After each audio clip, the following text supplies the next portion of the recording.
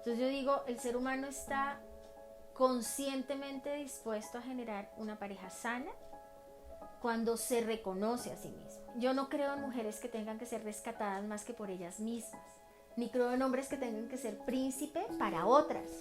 Otra forma de infantilizar a la pareja es querer condicionarla a que sea algo diferente a lo que es. ¿Qué tipo de rol es el que yo empiezo a generar hacia mi pareja? Pero que cuando yo trabajo en mí me doy cuenta de que no tengo que encontrar culpables. O sea, que realmente el proceso de sanación es una responsabilidad muy propia.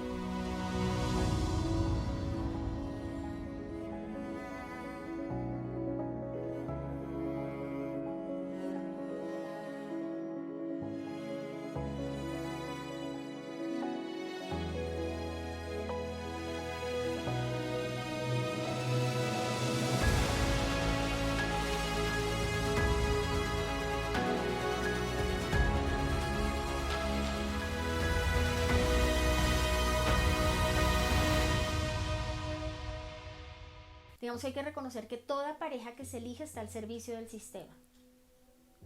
Entonces, a veces uno siente que es el enamoramiento, sí. O sea, que es todo lo biológico lo que mueve y realmente es el inconsciente del sistema familiar que está trayendo esta persona al sistema porque de alguna forma puede llegar a generar las vivencias necesarias para que el sistema sane. Entonces, por eso el proceso de sanación es tan lindo, pero a la vez tan complejo. Porque toda persona que llega al sistema tiene derecho a pertenecer. Absolutamente toda persona que llega al sistema. Entonces, cuando una pareja sana, con respecto al tema de la sanación, muchas veces tenemos esta imagen de la sanación perfecta, plana, donde todo es maravilloso, donde la relación fluye divina, y pues realmente esto no pasa entre seres humanos. El proceso de la sanación implica muchas veces que con esta pareja voy a tener confrontaciones profundas desde mi inconsciente y desde mis creencias. Ahora, ¿qué es lo importante? Pues que los dos vayamos en un proceso de crecimiento constante, donde pues eso mismo termina impactando en la forma como educamos a los hijos, cómo nos relacionamos con el mundo, con los demás. Y ahí es donde está realmente la belleza del proceso. Es como decir, ni igual a ti, ni diferente a ti, sino a mi manera. Y el a mi manera es lo que muchas veces cuesta más. O sea, el a mi manera es evaluar creencias, evaluar conceptos, evaluar procesos, evaluar relaciones, evaluar valores y quedarme con los míos. Entonces yo digo, el ser humano está conscientemente dispuesto a generar una pareja sana cuando se reconoce a sí mismo. Ahora, lo que muchas veces sucede es que vamos a la pareja por necesidad.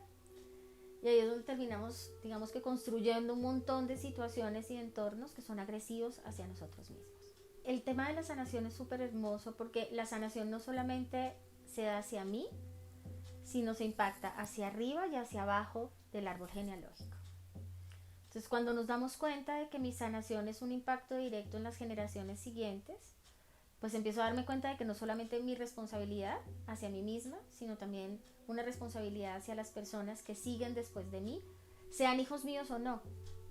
Porque en todo sistema, cualquier cosa que hace un miembro tiene impacto. Yo parto de que cuando uno empieza una relación de pareja, lo primero que tiene que evaluar son dos cosas. Uno, que el otro sea un adulto, y dos, que estemos en igualdad al dar y recibir, ¿no? En la igualdad de condición al dar y recibir. Alrededor del amor romántico hay mil mitos y mil cosas que realmente lo único que han hecho es dañar el relacionamiento. Porque es que nos han dicho que el amor es darlo todo sin medida y bueno, en todos los contextos, ¿no? O sea, donde tú escuchas es el amor desbordado, y ahí es donde está la clave. El único amor incondicional, el único amor que realmente va hacia el todo es de padres a hijos. Desde mi perspectiva, el amor de pareja es muy condicionado.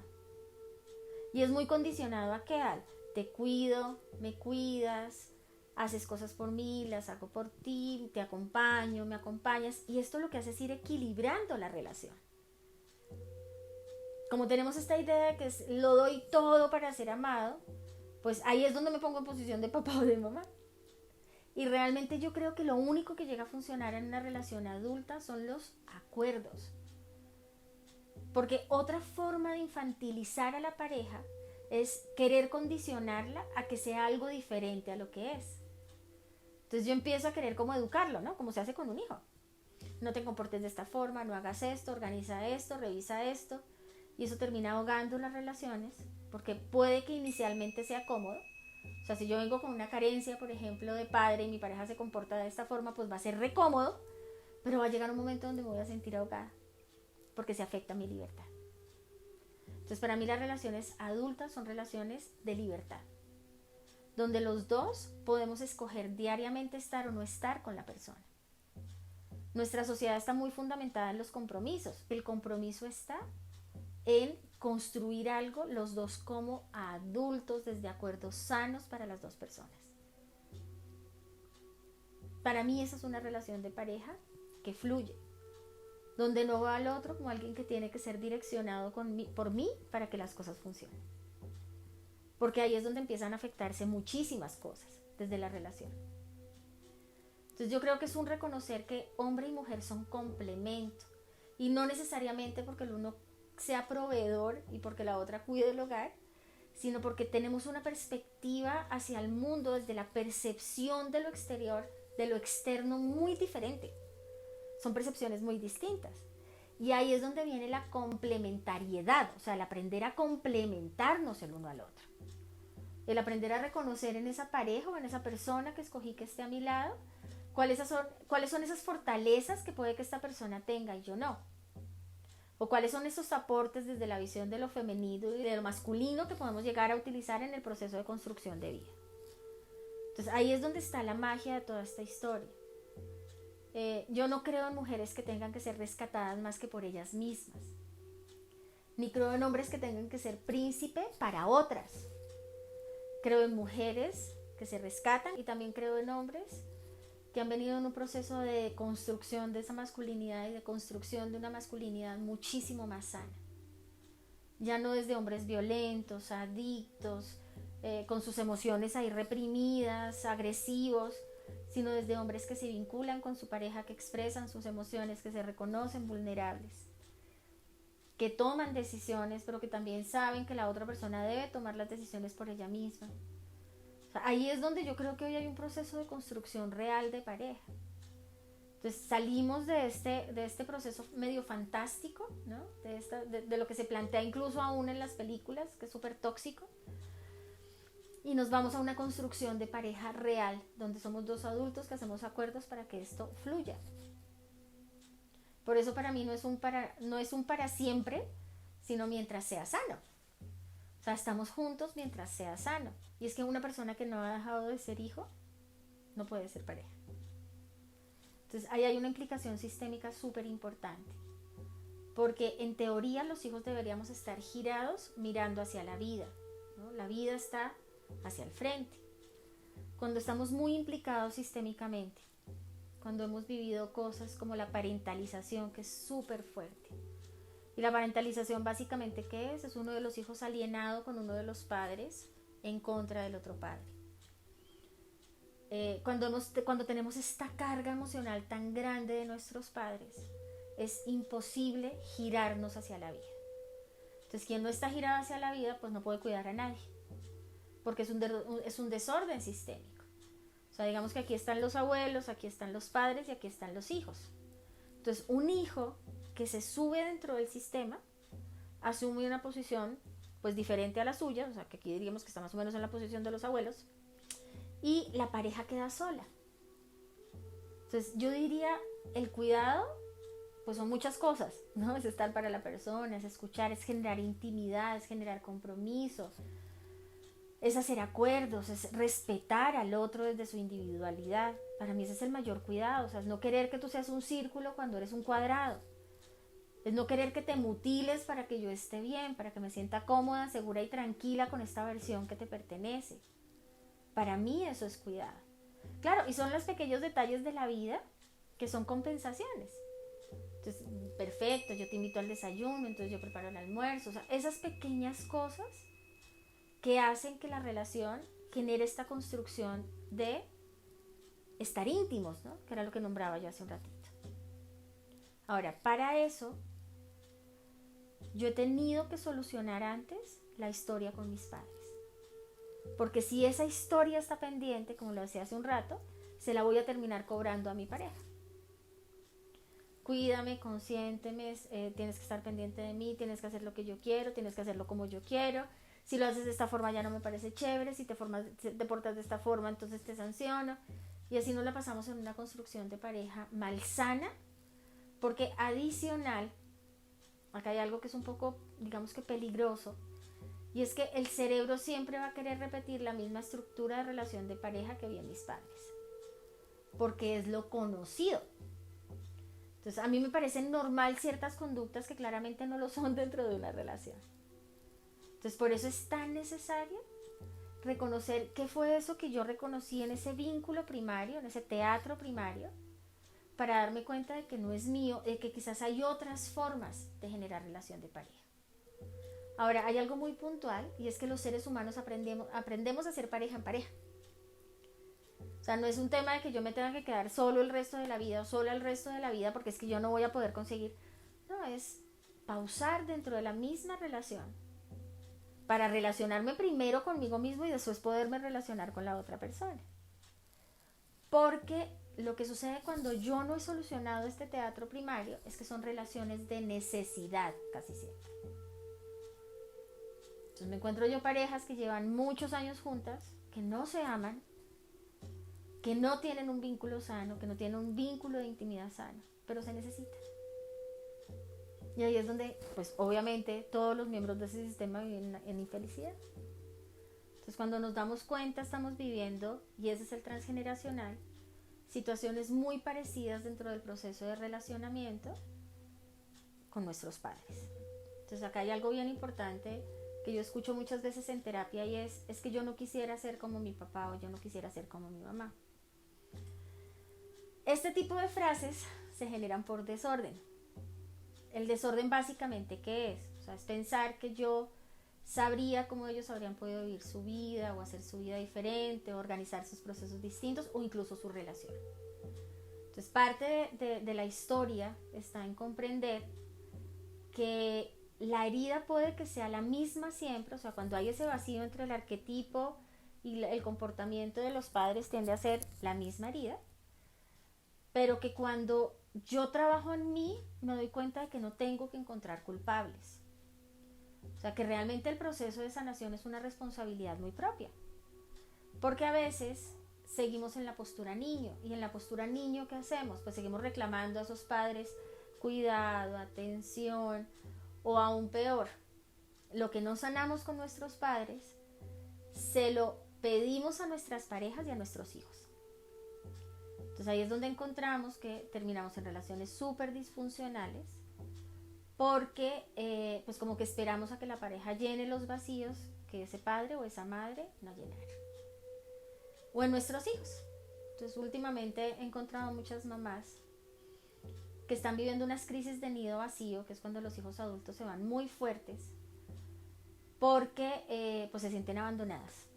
O sea, casi que sienten que se les acabó la vida, que no tendría por qué irse. Hace poco una me decía, pero es que aquí tiene todo, ¿para qué se va? Y se frustra el proceso de crecimiento de los hijos, que es tan necesario. Entonces digamos que no es que existan unas heridas puntuales atadas al arquetipo o a la figura de padre y madre que tuve, sino que la generalidad está atada a lo que ese padre y madre representan.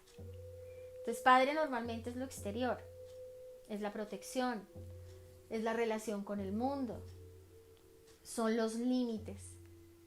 Padre es el no, o sea, el aprender a decir que no en situaciones donde quiero decir que no.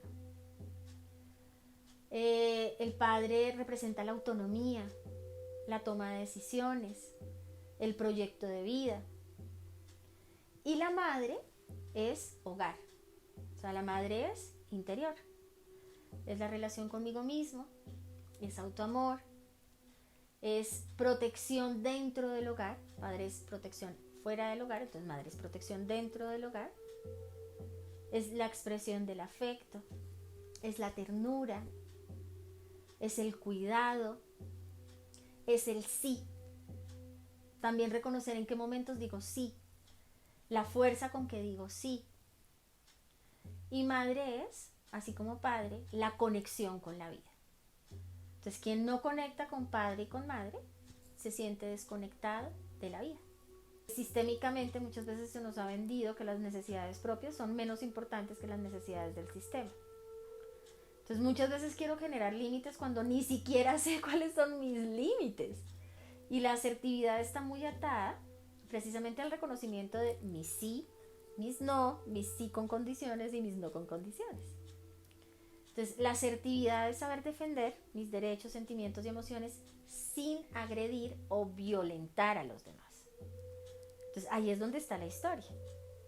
¿Por qué desde la comunicación, desde lo que quiero expresar, tengo la necesidad de agredir al otro? Casi siempre porque hay cosas que he dejado de solucionar en la relación por miedo a que ésta se afecte. Entonces ya no me sale bonito, sino me sale con intento de asesinato, ¿no? Como les digo yo. Entonces parte de la historia primero es reconocer cuáles son mis necesidades. Porque todos tenemos necesidades diferentes en la pareja y no está mal, ¿no? A veces pensamos que es un tema de me callo todo, me aguanto todo y espero todo. Y esa es la condicionalidad de la que hablábamos. Entonces la comunicación realmente para mí es un medio por sí mismo. La comunicación nunca es el problema. Es todo lo que se mueve detrás, incluyendo la forma como me estoy percibiendo hacia mi pareja y desde mi pareja. Porque a veces ese es el problema real. Añoramos tanto una relación que cualquier persona cabe. Cualquier persona. Entonces ni siquiera tenemos clara nuestra escala de valores propia. Y empezamos a negociar nuestros no negociables. Entonces, ¿sí ven cómo el tema es comunicación? Pero terminamos hablando de valores, de límites, de percepciones. Porque realmente es que sale asertivamente cuando yo esto lo tengo claro. De resto, pues lo que va a pasar es que termino imponiéndole o termino sumisa ante muchas cosas que claramente no me gustan y que no deseo para mí. Para mí la relación de pareja es un individuo por sí mismo. Entonces, muchas veces nos han enseñado, y voy a hacer este gráfico, ¿no? Y es que la relación de pareja es algo así. Entonces me fusiono en ti, me pierdo en ti, dejo de pensar en ti, no tomo decisiones en ti, o sea, un montón de cosas. ¿Qué es lo que hace que nos sintamos cargados y entremos en relaciones tóxicas? En una relación sana es esto. Es una intersección, donde soy un individuo, tú eres un individuo, y montamos un tercer individuo, que es esa relación por sí misma. Entonces por eso yo hablaba de los acuerdos. O sea, los acuerdos es lo único que hace que una relación funcione. Y en los acuerdos hay sí, en los acuerdos hay no, en los acuerdos hay sí con condiciones y no con condiciones. Entonces, vamos a la pareja pensando que es la solución a todos mis problemas, pero no nos damos cuenta de que la pareja por sí misma puede llegar a ser un problema mucho peor cuando no tenemos claros los acuerdos. Ahora, lo que sucede muchas veces es que como genero relaciones de dependencia, me muero del miedo de generar límites y acuerdos porque puede que el otro o la otra me abandone. Y ahí es donde termino aguantando un montón de cosas que no quiero, pensando que con eso el otro se va a quedar. Y casi siempre lo que suele pasar es que el otro se va más rápido. Porque nos estamos ahogando. O sea, para mí realmente el amor o la relación de pareja debería ser como una velita, ¿no? Donde la llama se mantiene constantemente encendida. O sea, ¿cuándo tenemos problemas? Cuando le pongo una vela pensando que esa es la forma. Entonces me he encontrado, sobre todo desde lo femenino, que es como esta carga transgeneracional, mujeres que se vuelven increíblemente, digamos que mandonas, por decir la palabra, o direccionadoras de la vida de sus parejas, que les quieren decir absolutamente todo lo que tienen que hacer, cómo lo tienen que hacer, de la forma como se tienen que organizar, cómo tienen que fluir, y que terminan sometidas a una vida que no quieren. Entonces pasan los años y se mantiene un hogar, pero a costa del sacrificio de alguien. Y eso es el transgeneracional.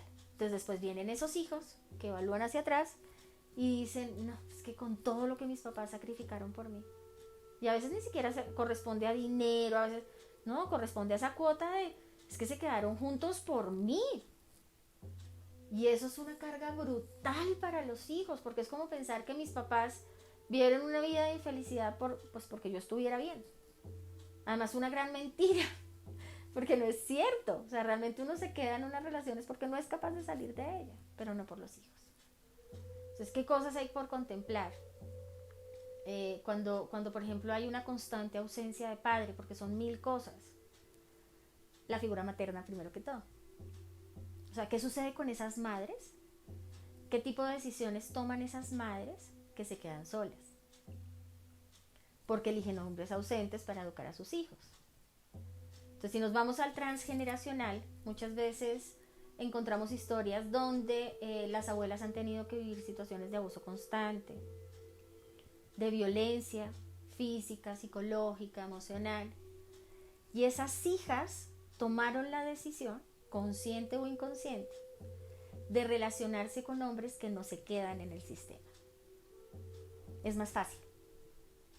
O sea, es el hombre con el que tengo hijos, pero que en algún momento en su proceso toma la decisión de irse.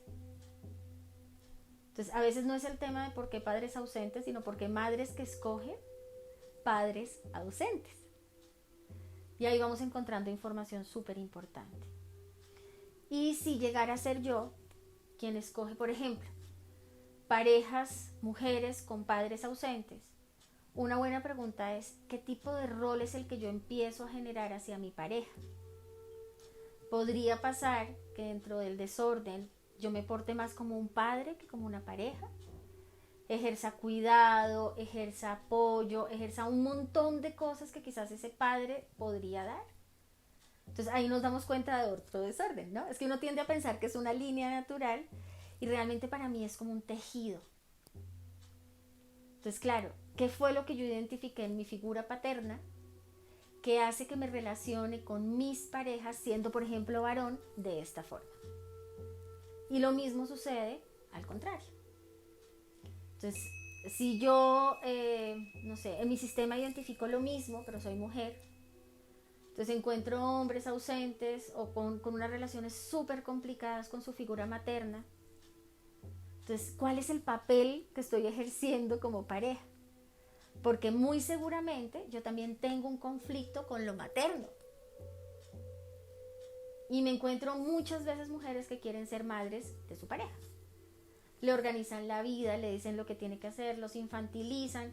Claro, esto genera un montón de situaciones que son súper cargadas para la relación misma. Es imposible fluir en ese tipo de relaciones. Entonces, por eso es tan importante darnos cuenta de la historia en la que estamos viviendo, ¿no? La historia desde la que estamos hoy relacionándonos con las personas que amamos. Hay algo muy bonito por entender y es que cada hijo que nace está al servicio del sistema. Entonces, el hijo mayor está al servicio del sistema paterno. El segundo hijo al servicio del sistema materno. El tercer hijo es el hijo del sistema. Entonces ahí es donde nos damos cuenta de cómo se van reorganizando las situaciones, ¿no? Y según la posición que yo ocupe como hijo, pues puedo empezar a darme cuenta también de en qué sistema estoy apoyando el proceso de sanación. Estoy al buen servicio del clan cuando dejo de ser hijo. Entonces, dejar de ser hijo no es biológico porque obviamente no hay ex-hijos, ¿sí? Dejar de ser hijo es darme cuenta de que todo esto que forma parte del clan, yo lo puedo apropiar de una forma distinta. Evalúo mis creencias, mis valores, mis finanzas, mi espacio físico, mis emociones, mis pensamientos. Esa es la real libertad. Y eso hace que se dé el salto generacional. Entonces, realmente repetir lo mismo del sistema no es evolución. Entonces, a veces llegan ciertos miembros de la familia que tienen una perspectiva diferente de la vida, que creen que se puede vivir distinto, que se cansan de los mismos esquemas y jalan el sistema. Esos son los buenos miembros. Aunque todos definitivamente los estamos jalando, ¿no? Siempre estamos jalando el sistema. Pero sobre todo esa persona que se cuestiona, que se pregunta, que no enjuicia, y que se hace cargo de sí mismo es el que puede jalar el sistema hacia una evolución mucho más sana.